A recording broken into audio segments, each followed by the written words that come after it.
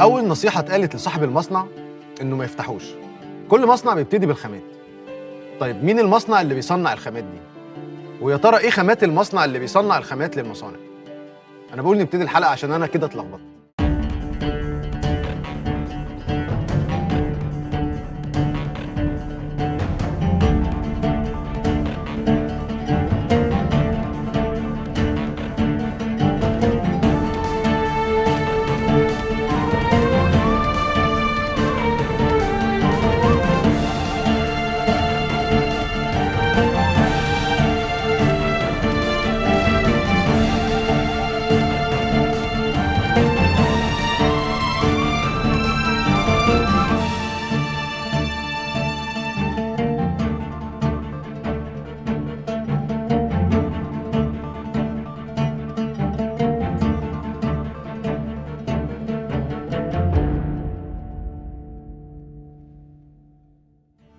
برنامج الكونتينر، الراعي الرئيسي حديد عز، خبراء صناعة الصلب في مصر والشرق الأوسط.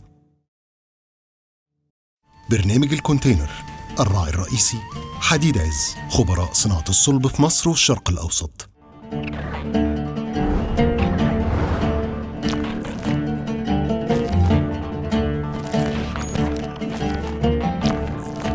إيجل كيميكالز مصنع عملاق بيصنع مواد خام أساسية لصناعات كتيرة قوي. لو قعدت أقولها الحلقة مدتها هتخلص، وهنحتاج وقت إضافي كمان. صحيح هم نجحوا بس مش من أول مرة.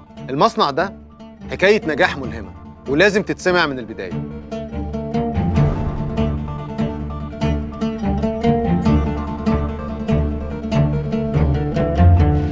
باشمهندس جون، ازي حضرتك؟ اهلا بيك. انا مبسوط ان انا معاك. انا اسعد. وفي جمله كده خضتني شويه، انه مفيش حد عمل مصنع زي ده غير لما يا اما فلس يا اما بعد الشر مات. مين قال لحضرتك الجمله دي وايه حكايتها؟ الحكايه دي طبعا كانت حكايه قديمه مش بتنطبق دلوقتي على أيوة. الناس يعني، بس لما رحت لوالدي عشان اقول له، فهو اللي قال لي الجمله دي، وكان ليها يعني خلفيه. هو كان عندنا مصنع بويات، وكان هو نفسه يعمل ريزن يصنعه، اللي هو الخامه الرئيسيه لصناعه البويات. وابتدى المصنع فعلا وبناه وجاب الرياكتور وكده، وبعدين عمل حادثه كبيره وقعد في البيت تقريبا 3 سنين.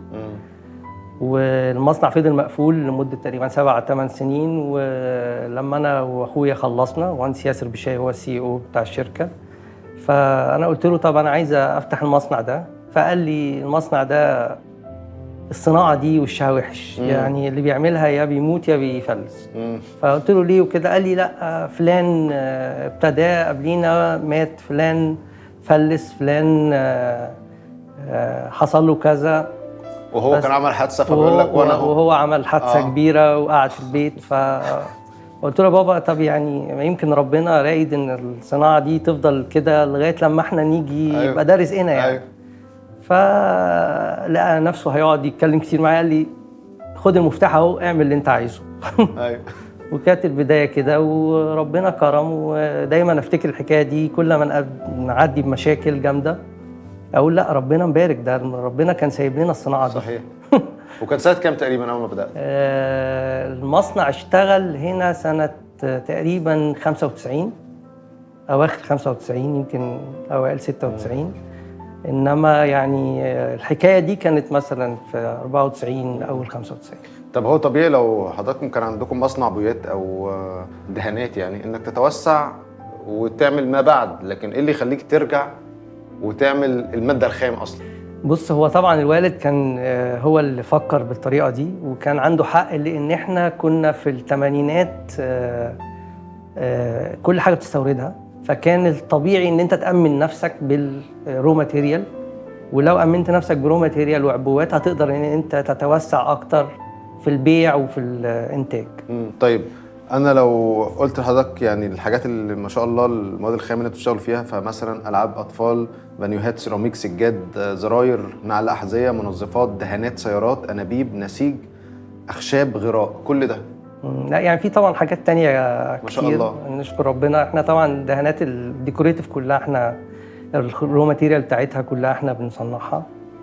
بويات الطرق دي صناعة تانية خالص. بويات الطرق اللي هي بتنور بيبقى فيها حاجة بتنور بالليل، صح؟ بالظبط. فدي احنا بنعمل الخامة الرئيسية بتاعتها، وكنا بنصدرها بره كتير، ونشكر ربنا مصر دلوقتي كمان في الطفرة اللي حصلت طبعا غيروا المواصفات وبقت كلها according to الستاندرد العالمي.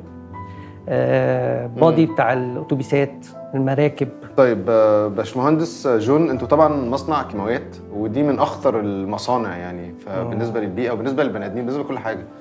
فايه اخباركم مع البيئه بقى؟ طبعا احنا بنحاول طول الوقت ان احنا نبقى ماشيين على الستاندر. احنا بنصدر يعني تقريبا 99 دوله، فاحنا ما ينفعش ان احنا نكون بنهزر، بيحصل علينا انسبكشن من كل الدنيا. احنا كمان داخليا احنا حاسين بالمسؤوليه الاجتماعيه، مش بس ان احنا بيتعمل علينا انسبكشن، دي حته مهمه جدا. احنا بنحاول جدا ان احنا طول الوقت تو انفست في ان احنا نطلع صرف مظبوط، الانبعاثات مظبوطه، الروائح مظبوطه. يمكن كمان احنا اخترنا سنه 2024 تبقى سنه السستينابيليتي، سنه الانفايرمنت في الشركه. اي حاجه فيها ديفوهات احنا لازم نعالجها، لان احنا عايزين نحافظ على الناس بتوعنا نمرة واحد، مش بس البيئة اللي حوالينا. البيئة اللي حوالينا دي سكندري، لكن بالنسبة لي أنا الناس بتوعي دول الأسيتس الكبير بتاعي. طبعا. أنا محتاج إن أنا أحافظ عليهم، لا وي انفست على طول في الحتة دي. برنامج الكونتينر، الراعي الرئيسي حديد عز، خبراء صناعة الصلب في مصر والشرق الأوسط. برنامج الكونتينر، الراعي الرئيسي حديد عز، خبراء صناعة الصلب في مصر والشرق الأوسط.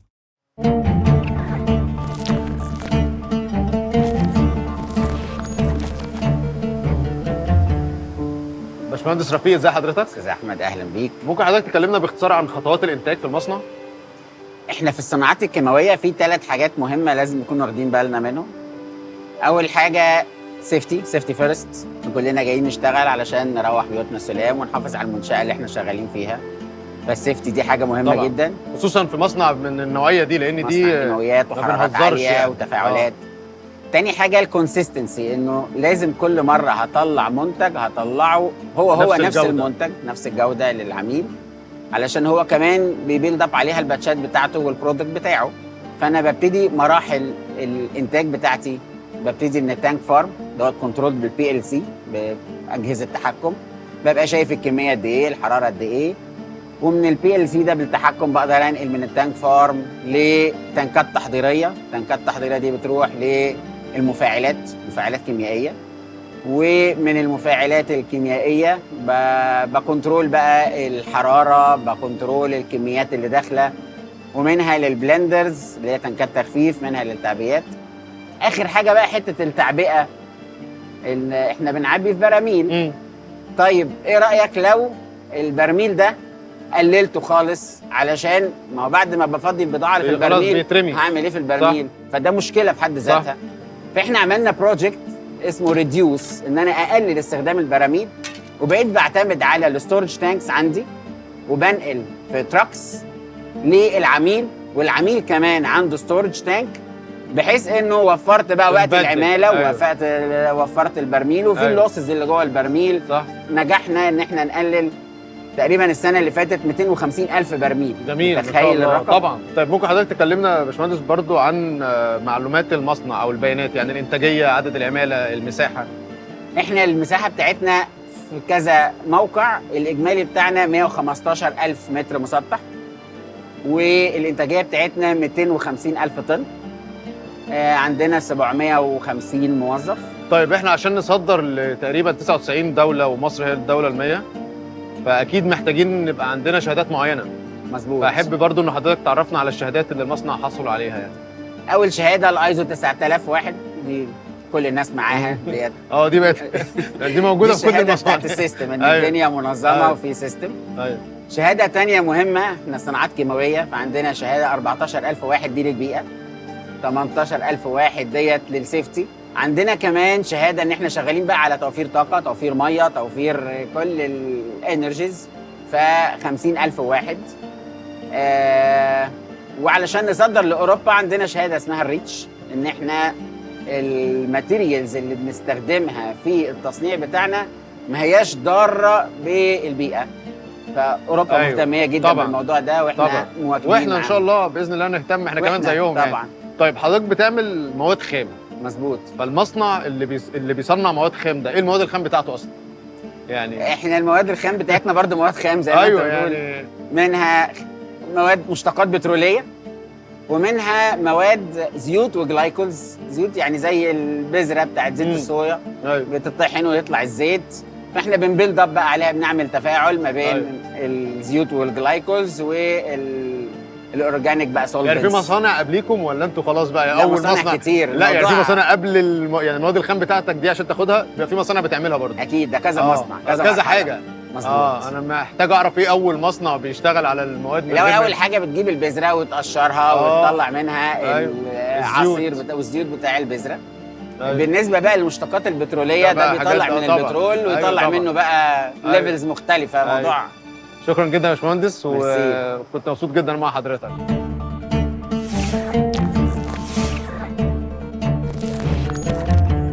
دكتور رامز ازي حضرتك؟ ازي حضرتك يا فندم، عامل ايه؟ الحمد لله مبسوط جدا انا مع حضرتك. انا مبسوط اكتر يعني. حضرتك دكتور الدكاتره. ربنا يخليك. يعني ايه بقى فكره ان كل اللي هنا مع حضرتك لا اما ماجستير لا اما دكتوراه؟ من شروط التعيين في اداره الابحاث والتطوير ان هو يبقى معاه ماجستير او يبقى معاه دكتوراه، وحتى لو هو كان متعين معهوش ماجستير ودكتوراه فالشركه بتاهلنا ان احنا نحضر ماجستير ودكتوراه عشان يساعدنا في التطوير ايوه طبعا وتصميم منتجات جديده يعني.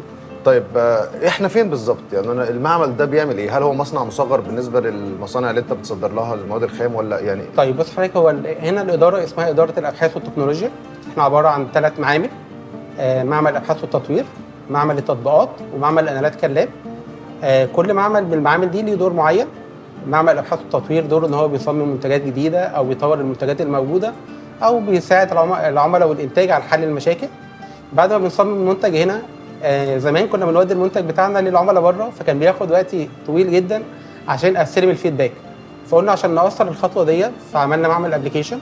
المنتج بعد ما بيتعمل هنا بيروح معمل التطبيقات، بيعمل نفس الاختبارات اللي العميل بيعملها وبيديني فيدباك. لو الفيدباك بتاعه تمام والدنيا كويسه، ببتدي ابعت العينه بتاعتي للعميل. عنده كومنتات، العينه تاني بتخش للR&D ويشتغلوا عليها، وتبتدي بقى السايكل دي لحد ما اطمن المنتج بتاعي الكواليتي بتاعته تمام. عندي المعمل الثالث معمل الاناليتيكال لاب، ده فيه بيبقى فيه متطلبات من عملاء. احنا بنصدر لدول كتير جدا، ففي عملاء مثلا عايزين مثلا نسبه الفري مونومر ما تزيدش عن رينج معين عشان الريجوليشن بتاعتهم بتقول كده. فبدخل العينات بتاعت معمل الاناليتيكال لاب يحللها لي ويقول لي الدنيا تمام. بعد كده نبتدي نبعت عينات للعميل. طيب انا عرفت كمان ان حضراتكم بتعملوا النعل بتاع الاحذيه، هل ده ليه اختبارات برضو معينه عشان تتاكد ان النعل مظبوط 100% ولا بيبقى خلاص اتعمل وخلاص؟ احنا مش بنصنع النعل، احنا بنصنع حاجه اسمها بوليوريثان. البوليوريثان ده العميل بتاعي بياخده وبيحطه في المولد، بديله كذا كومبوننت، 3 كومبوننتس، بيخلطهم مع بعض وبيحط في المولد وبيطلع كعب الجزمه ده اللي هو الشو سول بتاعنا. طبعا قبل ما يروح للعميل انا مش معقول امشي بالجزمه وبتتقطع. ايوه فعندي اختبار موجود في معمل الابلكيشن، ده بيقيس لي عدد الخطوات، والخطوات دي ستاندرد معترف بيها عالميا او على حسب المؤسسه المصريه. وهو تقريبا بيعمل كام خطوه بقى؟ بس حضرتك على حسب، يعني في حاجات اللي هي السوفت بتبقى الارقام بتاعتها عاليه جدا، ممكن تعدي 100,000، في حاجات تعدي فوق ال 60,000 خطوه. فعلى حسب، لان انا اللي هتلاقي فيه شوز للكاجوال، في شوز للسبورت، على حسب الابلكيشن. برنامج الكونتينر، الراعي الرئيسي حديد عز، خبراء صناعة الصلب في مصر والشرق الأوسط. برنامج الكونتينر، الراعي الرئيسي حديد عز، خبراء صناعة الصلب في مصر والشرق الأوسط.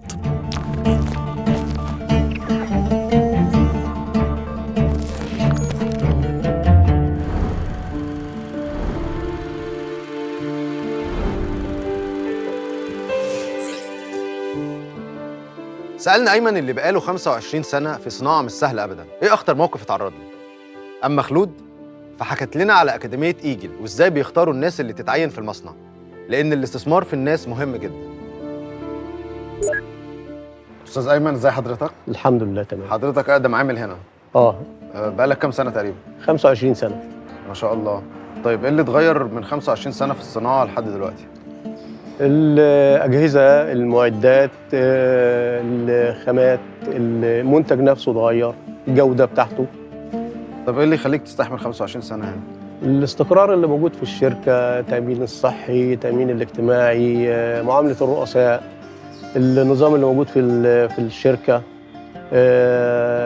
مطمن يعني. الحمد يعني لله. لو رجع بيك الزمن هتقعد نفس الوقت ده في الشركه. طب عندي اخر سؤال، ايه اخطر موقف حصل لك في ال 25 سنه؟ انت طبعا بتشتغل في حاجات حساسه جدا وخطر وبيحصل حاجات كده، فايه اخطر موقف حصل لك؟ هو انا كشغال كسيفتي، فاخطر موقف قابلني كان في حريق في المصنع بس. وعملت ايه ساعتها؟ حاولنا نطفي يعني باكتر قدر ممكن. وربنا يديك الصحه. الله يخليك. وانتاج اكتر وتصدير اكتر باذن الله. شكرا عم ايمن.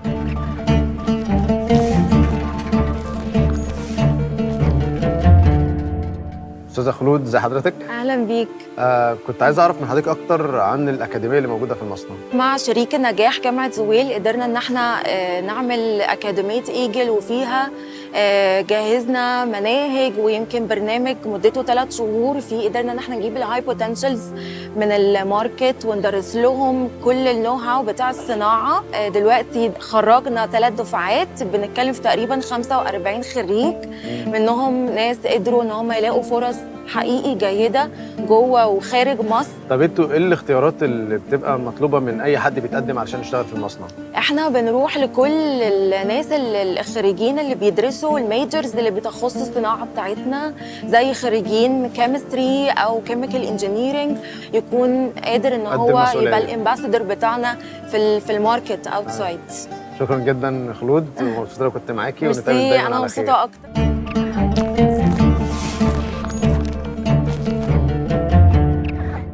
دكتور مينا، ازي حضرتك؟ اهلا بيك، ازي حضرتك؟ الحمد لله كله كويس. انا بس عايز اسال حضرتك على حاجه ليها علاقه بان احنا بنصدر ل 99 دوله. أيوة. ومصر هي الدوله ال100 رقم 100 بالظبط. طيب المنتجات اللي احنا بنعملها دي حاجات كلها يعني كيميائيه، فممكن درجات الحراره بتاثر فيها يعني، فانت ازاي بتحافظ على انك تصدر لدوله مثلا درجه حرارتها عاليه او دوله تانية برد جدا، والكونتينر ده رايح وجاي، فازاي بتتحكم في الحكايه دي؟ عندنا كذا طريقه، يعني في كناتر معينه لما بتطلع بتبقى عباره عن ثلاجه لانها بتحفظ درجه حراره البرودكت بتاعنا. عندنا حاجه كمان لذيذه قوي في بعض المنتجات بنحط فيها الستيكر ده ثرمومتر. ده بيقيس درجه الحراره اللي جوه، درجه حراره المنتج بتاعنا. والمفروض ان المنتج ده ليه خصائص معينه ما يزيدش عن درجه حراره مثلا 40 درجه. فبالتالي بيفضل قاري الطريقه دي الدرجه دي طول الطريق، عشان لما يوصل للعميل بتاعنا بقى في اي بلد يبص على درجه الحراره، لو لقاها اكتر من 40 درجه يبقى المنتج ده بايظ. فدي بتدي زي سكيورتي وجارانتي ان الكواليتي بتاعتنا ودرجه الحراره متحافظ عليها، فنقدر نودي لكذا بلد حسب درجه الحراره.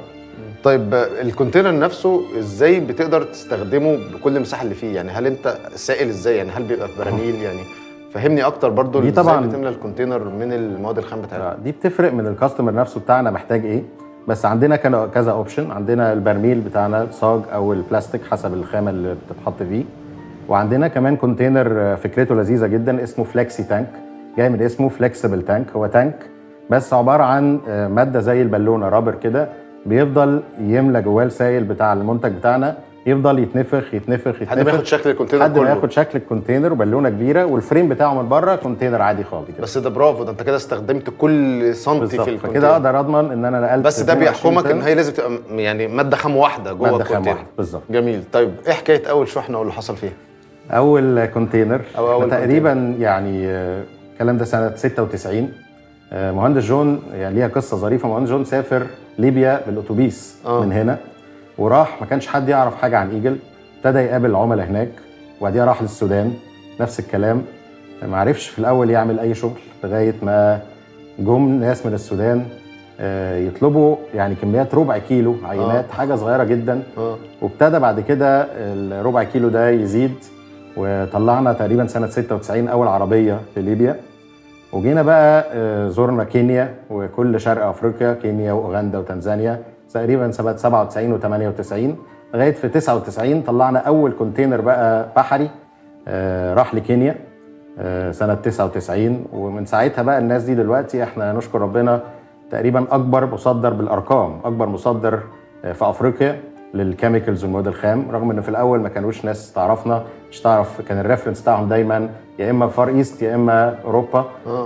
كانوش يعرفوا ان الحاجات دي بتتصنع في مصر. النهارده احنا بنقدم يعني سولوشن كامل، سواء بقى لافريقيا لاوروبا، مصنع مصري بيقدم السولوشن كامل، سواء سيرفيس بقى ما بعد البيع، تكنيكال سبورت، الكواليتي طبعا، سعر منافس جدا طبعا. ودلوقتي كمان بالذات اكيد انت عمال يعني السعر عمال يخدمك اللي بيحصل ده. فبقينا ريفرنس كمان، مش بس مجرد بندي البرودكت وخلاص، احنا ريفرنس لكل المصنعين اللي بيصنعوا البويات دي. جميل. طب واخر كونتينر كان امتى وفين؟ يعني احنا النهارده مطلعين حوالي 15 كونتينر. ما شاء الله. يعني ده وشنا حلو عليكم يعني. طبعا ولا يعني كل يوم صدقني في حوالي 15 ل 20 اوكي وشنا مش حلو ولا حاجه. لا منورين طبعا.